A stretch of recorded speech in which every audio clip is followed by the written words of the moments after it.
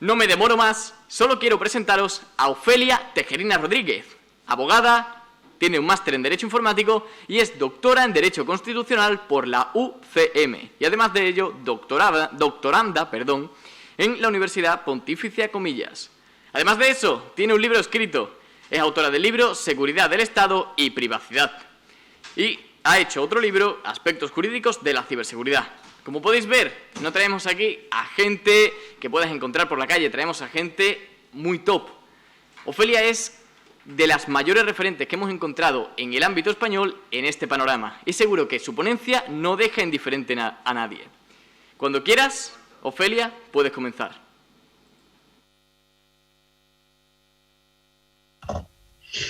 Hola a todos, muy buenas tardes. Muchísimas gracias por la invitación para estar con vosotros aquí. Me estoy oyendo con eco.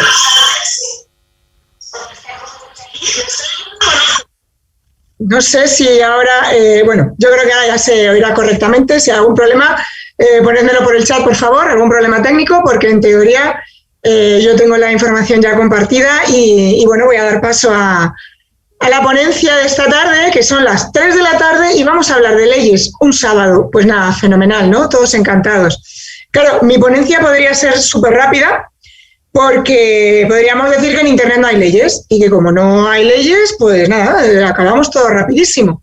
Entonces, cada vez que alguien dice algo así, lo cierto es que cortocircuitamos los abogados. ¿Por qué? Porque sabemos perfectamente que en Internet sí hay leyes. ¿Esto qué significa? ¿Que os voy a dar aquí el tostón ahora durante 1 hora y pico hablando de leyes? Pues hombre, no es mi intención. Mi intención es literalmente explicaros qué significa la protección de datos de carácter personal, qué significan las herramientas que necesitamos para el control de brechas de seguridad, qué significa la ley de secretos empresariales, qué significa la directiva NIS, qué significa. Quiere decir que cada vez que alguien dice no hay leyes en Internet o no tenemos leyes que regulen la tecnología, se muere un gatito. Y con ese razonamiento empiezo la exposición. Obviamente no os voy a dar los detalles de cada una de las normas que afectan al mundo de la tecnología porque nos podemos volver locos. No os voy a dar cada uno de los detalles que dicen las leyes que tenéis que tener en cuenta cada vez que se produce una brecha de seguridad.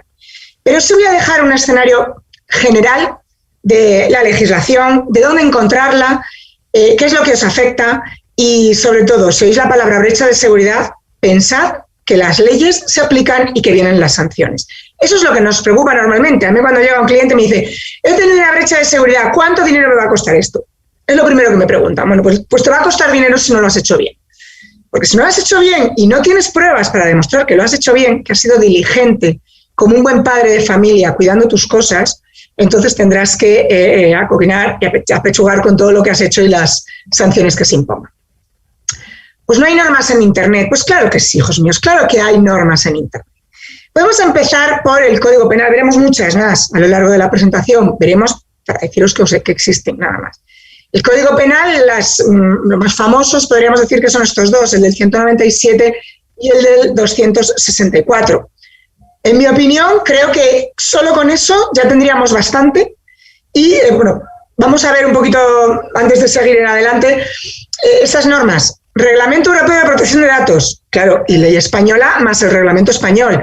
Ley de Secretos de Empresa, Directiva NIS, Real Decreto o Ley NIS española que transpone esta directiva a nuestro ordenamiento interno y luego el reglamento de desarrollo de nuestra ley que nos trae la directiva europea. Esto va en cascada. Y podríamos hablar también del reglamento DORA para la operativa digital en el sector financiero, que también es muy recientito. Todo esto como destacados, pero por supuesto no son las únicas ni las últimas. Se nos viene pero ya prontito, el reglamento europeo de la e-privacy, la privacidad en el mundo digital. Aquí no vamos a hablar de protección de datos, vamos a hablar también de la intimidad relacionado con lo que almacenamos en nuestros dispositivos.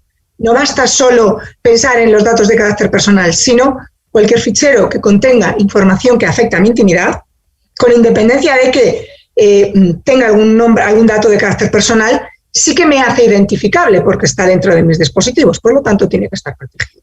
tendremos esta norma ya llegando, que llegan, fijaos, la primera propuesta de 2017, la cantidad de modificaciones que ha sufrido, es también lo que afecta a las cookies famosas, en fin, todavía nos viene algo muy serio y más con el 5G, porque esta norma también pretende imponer un poco de orden a lo que va a ocurrir con el 5G y el flujo de datos, que va a ser brutal y va a ser un poquito complicado de regular respecto a los contenidos en las redes. Tenemos aquí el Código de Derecho de la Ciberseguridad. Yo no puedo hablar de todas las normas que afectan a la ciberseguridad en 40 minutos porque no acabamos nunca. Entonces, ¿qué voy a hacer? Remitiros a este Código de Ciberseguridad de Derecho o Ciberderecho que está publicado en el BOE. Cada año se actualiza con las nuevas normas que van saliendo. Y es francamente muy útil tenerlo en el punto de mira. Como os digo, tenemos una biblioteca entera para nosotros solos de normas que afectan a Internet y a la aplicación ordenada de las tecnologías. Que nadie se crea que todo el campo es orégano y que como no me van a pillar y soy anónimo, que me busquen. Bueno, pues vosotros mejor que nadie sabéis que la tecnología deja rastro, que la tecnología se puede perseguir, que las evidencias electrónicas están para algo, que hay tribunales, que hay instituciones como la Agencia de Protección de Datos.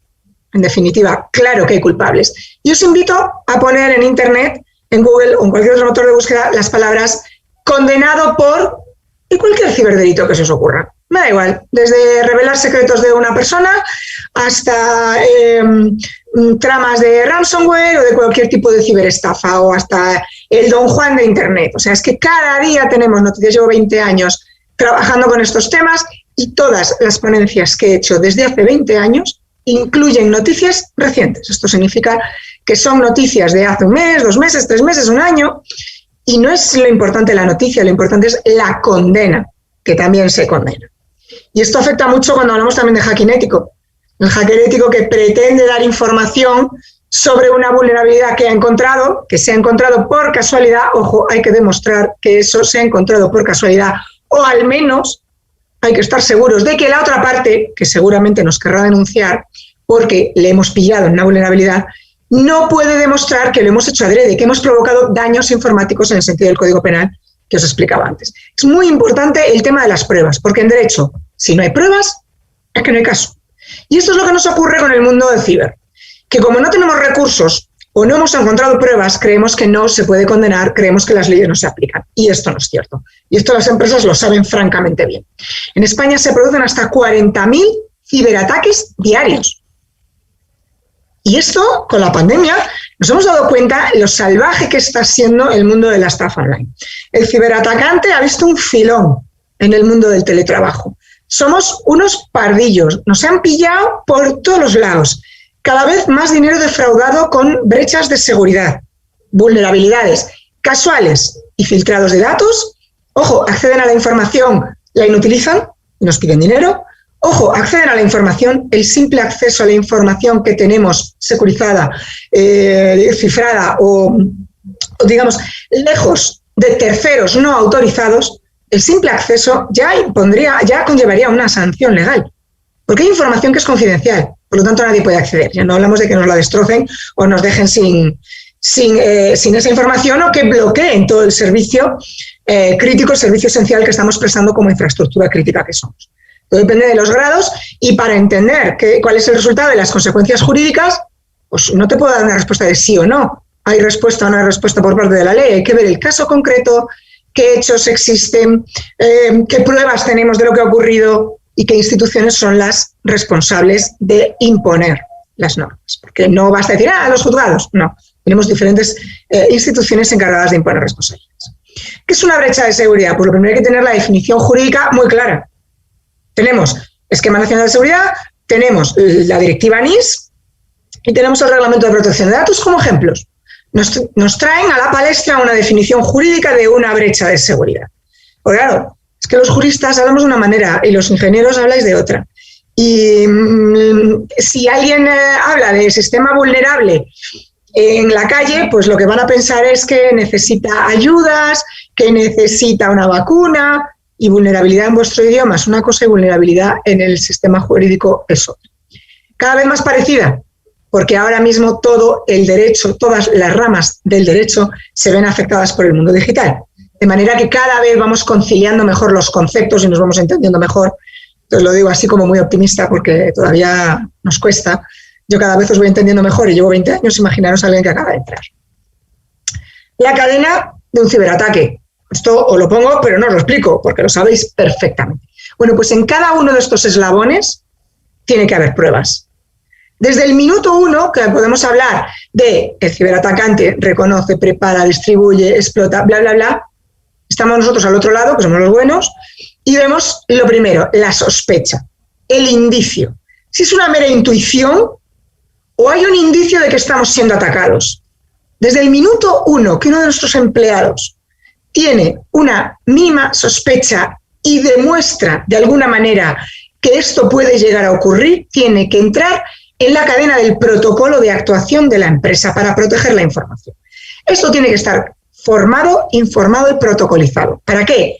Para que de manera automática el empleado, cuando detecta, sospecha o ve algo, ponga en marcha ese protocolo para la prioritaria detección y cese del ataque, para impedirlo, si puede ser, y si no es capaz de impedirlo, para frenarlo lo antes posible. La gestión de brechas de seguridad, si tenemos clara cuál es una cadena de ciberataque, que esto nos lo dicen los ingenieros, detección, identificación y clasificación, porque en función del tipo de ataque que estemos recibiendo, lo clasificaremos y le daremos unas soluciones, porque no todos los ciberataques tienen la misma solución, no hay un mismo procedimiento de respuesta, hay procedimientos de respuestas más laboriosos y otros menos, pero la idea es contener y, por supuesto, intentar erradicar en la medida de lo posible. Recuperar datos si es que han desaparecido, si es que no ha sido solo un simple acceso a la información por terceros no autorizados. Todo esto hay que documentarlo y hay que tener muy claro cómo hay que actuar y quién tiene que intervenir en esa actuación. Por tanto, los pasos y las personas tienen que estar protocolizados en la empresa y tienen que estar muy claros. Y una cosa muy importante, la recolección de pruebas. Sin pruebas no hay caso. Y yo no te digo que lo quieras llevar a un tribunal o a la Agencia de Protección de Datos, porque esta gestión de brechas de seguridad está siguiendo un poco el protocolo que nos ha dado el Reglamento Europeo de Protección de Datos. Es que tenemos que pensar en que esa recolección de pruebas nos puede servir para el seguro. Si sufrimos daños, si tenemos que responder ante nuestros clientes o ante nuestros proveedores, cualquiera que haya sufrido esa. Hay que valorar el impacto, documentar la intervención. ¿Por qué?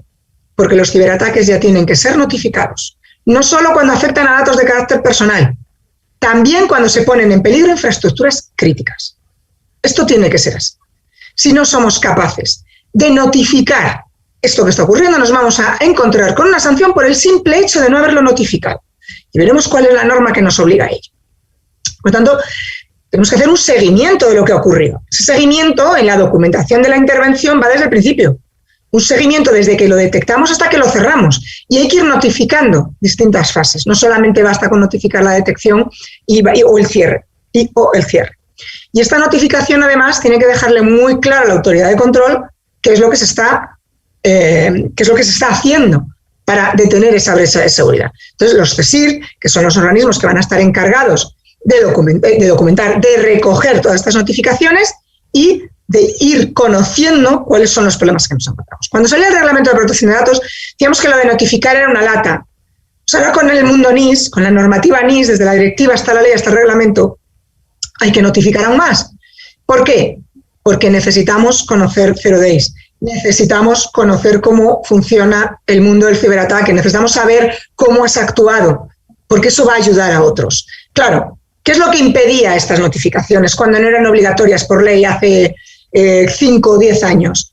Pues lo que pasaba era que nadie quería notificar, porque eso supone una crisis de una reputación que todas las empresas tratan de preservar. Entonces, las crisis reputacionales que tienen un valor patrimonial, la reputación es un activo patrimonial de la empresa. Y tiene un valor. Si tú tienes una crisis reputacional puedes perder muchísimo dinero. Por lo tanto, no mola nada contarlo. Ya, pero es que ahora tienes que contarlo. Porque necesitamos saber qué es lo que se está haciendo, qué es trending topic en el mundo del ciberataque para ser trending topic en el mundo de la ciberdefensa. Y esa es la única manera de combatir a los ciberatacantes. Primero, saber ponernos en su lugar. Buscan dinero, casi siempre buscan dinero. O hacer daño a una infraestructura que puede poner en peligro distintos servicios, digamos, potentes, infraestructuras críticas, para hacer daño a un Estado, para hacer daño a un sector. Pero lo que normalmente buscan es dinero, y si somos capaces de ponernos, esto también lo hacemos los abogados, como lo hacéis vosotros, ponernos en el lado contrario para anticiparnos en la medida de lo posible a su actuación y para conocer cuáles son las mejores armas. Si yo soy capaz de anticiparme, como en un videojuego, podré ir recabando las mejores armas posibles para contraatacar, para defenderme y para recabar pruebas. Eso es esencial en el mundo de la ciberseguridad. Claro, lo que nos preocupa son las sanciones. Sanciones, sanciones, sanciones, de carácter penal, de carácter civil, de carácter administrativo y derecho comunitario. En este sentido, tenemos que también ser muy conscientes de qué tipo de hechos se han producido para saber qué normas aplicar. Protección de datos, administrativo, hasta que se pueda judicializar a través de la jurisdicción contenciosa administrativa. Penal, daños informáticos, revelaciones de secretos. Eso es lo habitual. Civil, pues a lo mejor lesiones al honor, lesiones a la integridad de una persona, psíquica, porque en Internet también ocurre. El honor, la intimidad y la protección de la familia también incluye aspectos civiles. Todo esto hay que ir viendo cómo podemos enmarcarlos en los distintos ámbitos jurisdiccionales que tenemos encima. Las sanciones, que son lo que nos da miedo, miraros el ejemplo del Reglamento de Protección de Datos, la pasta, y esto lo vemos cada triqui-traque en las noticias, la cantidad de dinero que se obliga a pagar a las grandes plataformas, Facebook, Google, etcétera.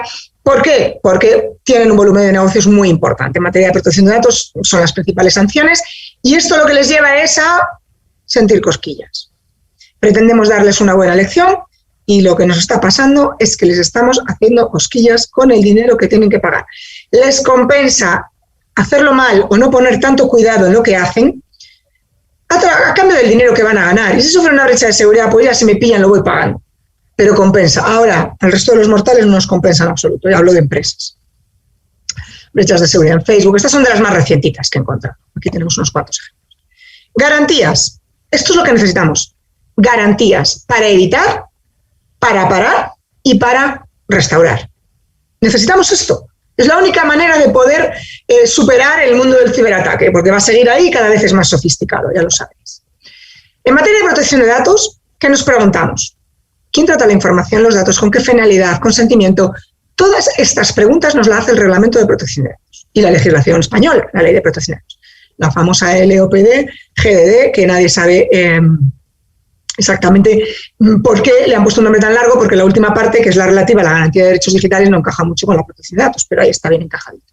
Para complicar las cosas que ya lo eran, porque el mundo de las leyes en Internet está ya bastante complicadito, sobre todo si consideramos los pocos recursos con los que contamos a veces para perseguir esas infracciones y poder imponer las sanciones correspondientes. Bueno, pues estas preguntas son en materia de protección de datos esenciales. Principios y deberes de protección de datos. ¿Qué nos ha dicho el Reglamento de Protección de Datos respecto a las brechas de seguridad?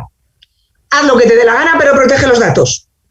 Esto es lo que significa la responsabilidad proactiva. No te voy a decir pon aquí una llave, pon aquí una clave, pon aquí una copia de seguridad, guárdala aquí, llévatela allí, cifra esta información, bla, bla, bla, bla. Yo te voy a dejar manga ancha, haz lo que te dé la gana. Pero más te vale que todo lo que pongo en la norma esté protegido. Tienes que tener en cuenta esos principios, la calidad de los datos, que nunca jamás se pueda permitir el acceso a un tercero no autorizado que pueda cambiar la exactitud de esos datos que tienes ahí, que son exactos.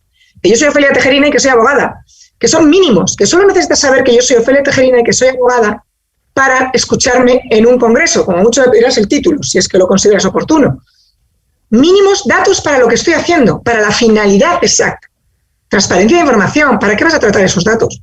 ¿Para qué los necesitas? No los trates para nada que no me hayas informado, a no ser que te lo permita una ley, que estés en una de las excepciones. Legitimación del tratamiento, licitud y lealtad. Tienes que ser leal a lo que dice la ley y a mis derechos, a proteger mi información personal. Tienes que tratarlos de forma lícita. Cuidado con los datos especialmente protegidos, los datos de salud, los datos de religión, de raza, de sexualidad. Todo eso es especialmente protegido, ten especial cuidado. Ojo, y si se los vas a dar a terceros, ¿cómo se los vas a comunicar? A ver si por el camino resulta que los pueden interceptar. Entonces ya afecta a la integridad, a la confidencialidad, a la seguridad, y también no solo que los comuniques, sino que si los vas a almacenar, el tiempo que están almacenados, cuanto más tiempo estén, mayor es el riesgo de que pueda alguien entrar en esa caja donde están los datos. Por lo tanto, insisto, protocolos de actuación, tratamientos y brechas de seguridad. No solo para protección de datos, para todo tipo de información confidencial. Porque hay información confidencial que son secretos de empresa que no contienen datos de carácter personal y que tiene que estar protegido. Tened en cuenta el límite de 72 horas para notificar una brecha de seguridad en materia de protección de datos. Esencial tenerlo en cuenta. Son 72 horas y si no lo has notificado en 72 horas, tienes que justificar muy mucho por qué no lo hiciste a la Agencia de Protección de Datos. Tenemos la Agencia de Protección de Datos, tenemos a nuestro querido y maravilloso delegado de protección de datos, que es el que va a interceder entre las empresas y la Agencia de Protección de Datos para comunicar todo lo que está ocurriendo, para tener claras cuáles son las directrices de la Agencia de Protección de Datos. Y no nos volvamos tampoco muy locos. La Agencia de Protección de Datos ha hecho un trabajo muy, muy interesante y muy potente en materia de documentación. Nos ha dado varias guías que nos vienen muy bien para entender qué significa el reglamento, la ley española y cómo lo llevamos a la práctica todo esto. ¿Qué responsabilidad tiene el delegado de protección de datos? ¿Responsabilidad del dueño de la empresa o responsable de tratamiento? Si hay terceros que nos ayudan con los tratamientos, un responsable de una gestoría, un banco, ¿qué responsabilidad tiene este corresponsable, este encargo de tratamiento que hacemos?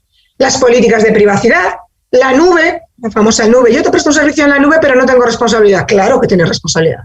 Ojito con los contratos que firmamos con los prestadores de servicios de la nube. Secretos empresariales, en segundo lugar. Quedaría luego el tercer lugar, que veremos el mundo NIS. ¿Por qué las grandes organizaciones recomiendan no utilizar WhatsApp? Bueno, pues ahora, hace poco hablaba con una chica de Colombia que me comentaba que allí las autoridades piden que las comunicaciones se realicen a través de las llamadas de WhatsApp porque van cifradas. Yo flipo en colores. A mí, sinceramente, me parece poco seguro, no, lo siguiente. Pero creo que hay otros sistemas bastante más seguros de comunicación que no el sistema de comunicación IP de WhatsApp, pero ahí os lo dejo. ¿Qué es información confidencial o clasificada? Esta es una definición que podemos utilizar, pero cualquier información que a mí me interese. Ahora bien, si quiero aplicarle la ley de secretos empresariales, tengo que tener en cuenta lo que me dice esta ley. Tendré que tener en cuenta, en primer lugar, la Constitución, la Ley de Transparencia y Acceso a la Información, el Código Penal, que os comentaba antes, y leyes, y leyes, y leyes, y venga leyes. Por favor, que no se mueran más gatitos, no digamos que no hay leyes. De hecho, tenemos un overbooking de leyes que no damos abasto. La ley de competencia desleal, añadimos también a esta ley de secretos empresariales, blindaje para los secretos de empresa, la violación de secretos. ¿Qué se hizo con este blindaje? Pues salió esta norma. ¿Cuál era el objeto? Proteger lo que es secreto, lo que tiene un valor empresarial, económico, estamos hablando de patrimonio de la empresa. Es evaluable lo que tenemos en información. Y si perdemos esa información, ¿cuánto dinero nos cuesta? Eso tiene un valor patrimonial. Y luego, por supuesto, no podemos decir que tiene un valor patrimonial muy alto, puede tener un valor sentimental, pero si no le ponemos puertas al campo, pues si yo no le pongo puertas y claves y demás, y cualquiera puede entrar y verlo, pues luego exigir que eso es que era súper valioso, no era secreto porque usted lo tenía pegado a la ventana. En todas las ventanas tenía un cartelito que iba informando y revelando datos secretos. Pues no vale. Más leyes. Sector público, sobre la información también clasificada. Podríamos llamar información secreta porque normalmente la relacionamos con cuestiones de ciberseguridad, de ciberdefensa, pero cualquier cuestión que afecte a defensa nacional y no solo, también las informaciones de infraestructuras críticas que veremos. Aquí están. ¿Qué es un servicio esencial? Pues un servicio esencial, la definición nos la da directamente la directiva NIS. Son servicios necesarios para el mantenimiento de funciones sociales básicas, salud, seguridad, bla, bla. Pero no todo es un servicio que podamos llamar esencial que afecte a infraestructuras críticas. Infraestructura crítica solo es lo que dice la ley de 2011. Tú eres un prestador de servicios esenciales como infraestructura crítica si lo dice esta ley, si cumples los requisitos que dice esta norma. Si no, no vale hablar de un concepto genérico de infraestructura crítica. Mi empresa presta servicios esenciales de infraestructuras críticas porque yo lo valgo. Pues no, L'Oréal no es un servicio esencial.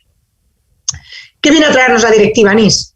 Mecanismos de protección y coordinar a las autoridades para facilitar actuaciones de contención, de reparación, de comunicación, etc. Una coordinación entre las administraciones públicas y el sector privado. Viene a ordenar todo esto. Servicios esenciales, como digo, infraestructuras críticas de la ley de 2011, pero también se aplica a los servicios digitales, mercados en línea, motores de búsqueda y servicios de computación online. Todos, porque los servicios digitales es todo. O sea, ya hemos dicho que servicios esenciales, infraestructuras críticas era como muy específico y resulta que metemos también servicios digitales. ¿Todo? No, todo no. Eso es lo que no afecta. Los que nos han designado, que ya lo he comentado, y luego microempresas y pequeñas empresas. Quiere decir que si tienes un volumen de empleados menor de 250 empleados no te va a afectar. y un volumen de negocio menor de 43 millones de euros tampoco podría afectar. Hablan de microempresas y pequeñas empresas. Mediana empresa, cuidado, ahí eso ya deberíamos ver qué tipo de volumen tiene de negocio. Pero bueno, nos iríamos a la norma que así lo define. Tampoco nos tenemos que volver. Y aquí viene, ¿qué queréis ser de mayores? ¿Queréis ser CISO? ¿Alguien quiere ser CISO de mayor? Pues que se prepare porque tiene que ser poco menos que un superhéroe. El CISO es el responsable, por definición, de la directiva NIS, la ley NIS y el reglamento NIS. Así como el DPO lo es del reglamento de protección de datos, ahora viene el CISO. ¿Puede ser el mismo CISO y DPO? Yo no lo recomiendo. Yo no sería CISO y DPO. O sea, me vuelvo loca. No. Yo creo que las funciones pueden estar separadas porque es muchísimo trabajo el que tienen. Y tienen que conocer la ley los dos. El DPO, con más rigor, el CISO, conocer la ley. Tiene que tener una vertiente jurídica importante, no basta ser solo técnico. Hay que saber leer las leyes y, sobre todo, si ya no somos capaces de interpretar ciertas cosas conforme a los hechos que nos han ocurrido a nosotros, sí saber dónde buscar esa interpretación. Jurisprudencia y resoluciones de las instituciones que protegen esta situación. Requisitos del CISO, si de mayor queréis ser CISOs, tenéis que tener en cuenta todo esto. Que el jefazo, tiene que teneros muy en cuenta, que sois independientes, haced vuestro trabajo de manera que quede constancia de que estáis informando al jefe y que si no hace lo que decís, lo hace porque le da la puñetera gana, pero vosotros habéis cumplido para que no os caiga luego la responsabilidad de no haber advertido cumpliendo vuestras funciones, que son estas. Remitir a la autoridad competente a través del CSIR las referencias de los incidentes, notificar, suministrar información, actuar como capacitador de buenas prácticas. Buenas prácticas en la empresa es completar ad hoc al servicio de nuestra empresa por los servicios que presta todo lo que dice la ley. Añadimos más, es decir, sumamos a las leyes algo que nos afecta directamente porque nuestra empresa presta un servicio especial. Y tener en cuenta que las instituciones, la Agencia de Protección de Datos, los CSIR, el Tribunal Constitucional, el Tribunal de Justicia de la Unión Europea y el Tribunal de Derechos Humanos de la Unión Europea. Todos estos tribunales están también al servicio de la protección de la información, sin duda. Pero este es el consejo más importante que doy desde hace 20 años. Como no tengamos al personal educado en ciberseguridad, la vamos a cagar seguro. Pero sin ningún, atisbo de duda, la vamos a liar. Fijo, podemos comprar, por decirlo burdamente, un antivirus de 2 millones de euros y podemos contratar al mejor CISO del mundo que nos cobra otros 2 millones de euros. Como tengamos un empleado pardillo, la hemos liado. Y con esto hablo de mi libro. Os agradezco la escucha, os agradezco muchísimo la invitación a participar en este congreso. Pena no poder estar en Cádiz, pero pronto iré, si todo va bien el mes que viene me dejaré caer por allá. Y recomendaros pues este libro sobre aspectos jurídicos de la ciberseguridad, que está enfocado precisamente a estudiantes y personas con inquietud respecto de la ciberseguridad en el mundo técnico. Y yo con esto pues daría por terminada la presentación. No sé si hay preguntas, si no las hay. La presentación. No sé si hay preguntas, si no las hay. Buenas, Ofelia. ¿Me escuchas? Sí, perfectamente. No sé si hay un poco de eco ahora mismo. Sí, me imagino. Es que si yo pongo el audio os oigo con eco. Es lo malo. Sí, me imagino. Es lo malo. ¿Podrías bajar el volumen si no, Ofelia? ¿O no lo escuchas? ¿Así? Sí, ahora bastante mejor. Con problema de audio, sin problema de audio, Ofelia, has dado una grandísima presentación, ¿eh? Enhorabuena. Aquí, las personas que estamos aquí en la central de control, decirte que se nos ha hecho súper corta, hemos dicho, ¿ya ha terminado? Además, después de comer, creo que has explicado los conceptos con suma sencillez, bastante ligero para lo que podía ser, ¿no? Por así decirlo, una ponencia de legislación, además la hora seleccionada, fantástico, fantástico, de verdad. Y te digo que en el chat a la gente ha causado furor, tenemos un montón de preguntas porque además esta ponencia va muy relacionada con la anterior que tuvimos sobre ciberinteligencia, entonces la gente tiene muchas dudas.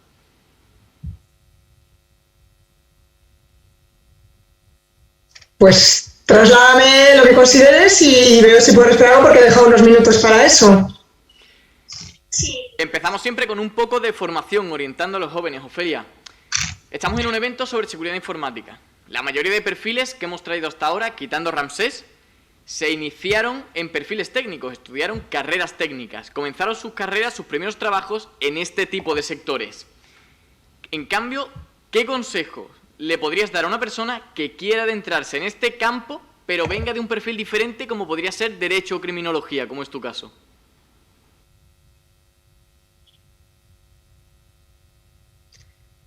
Pues creo que lo más importante es que te guste esto, porque vas a tener que estar estudiando el resto de tu vida, o sea, clarísimamente.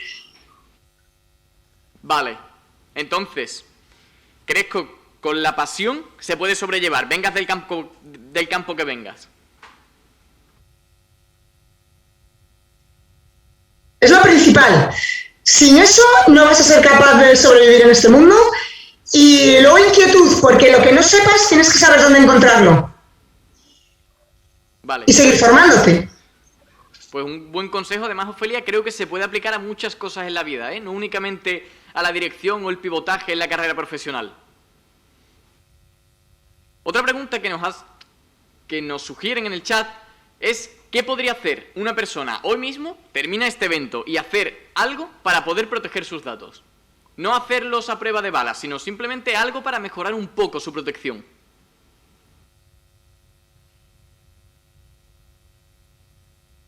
Vale, como personas te digo una frase que me dijeron a mí hace 20 años. Si no quieres que la gente acceda a esa información, no la digitalices. Para empezar, esto como personas por todo lo que ponemos y exponemos de nuestras vidas en las redes. Como empresas, las pautas son básicas. Primero, ten en cuenta qué tipo de servicios prestas. Segundo, cuenta con un buen ingeniero, un buen forense informático te puede ayudar. Y ten cerca un abogado que sepa interpretar lo que va a decir el informático. Vale, de acuerdo. Entonces, como personas, como usuarios comunes, tener cuidado con lo que rellenamos, rellenar lo mínimo posible y sobre todo saber muy bien dónde metemos nuestros datos, ¿no, Ofelia? Sí. Justo esto iba muy hilado porque en la ponencia anterior comentaba José Manuel una frase que es: si no pagas por el producto, tú eres el producto. Y es algo que se da cada vez que utilizamos las redes sociales.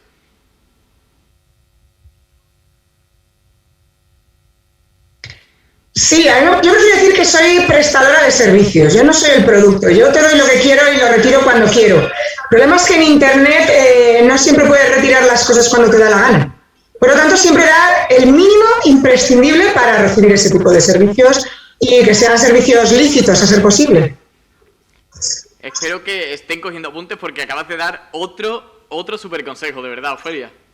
Para terminar, tenemos una última pregunta un poco controvertida, por así decirlo. Dice: ¿quién tiene la responsabilidad de la fuga de datos cuando los mismos se transmiten sin cifrar y la comunicación es entre un organismo público y una empresa?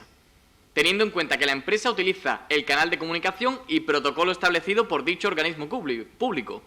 Y dice aquí que es un caso real y que actualmente se está dando.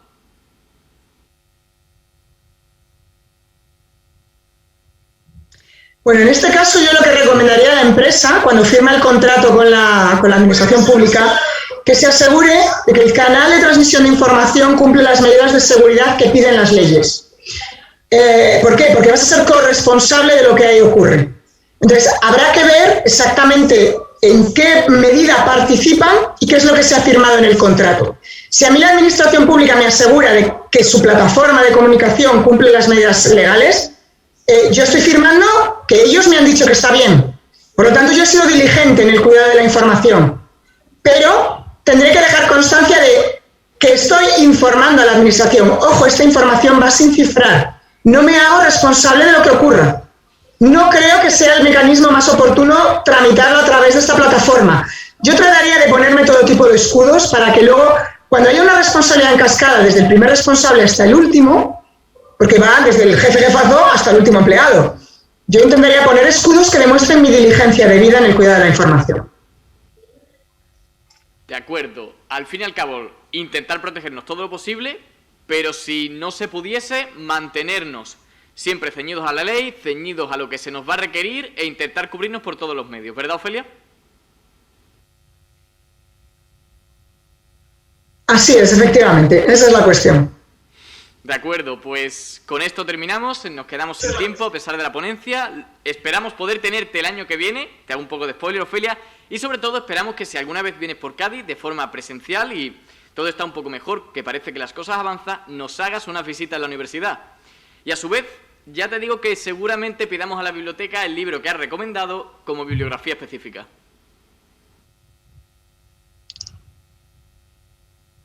Muchísimas gracias a vosotros por invitarme. Ha sido un placer estar con vosotros. Gracias a ti, Ofelia. Un abrazo y nos vemos.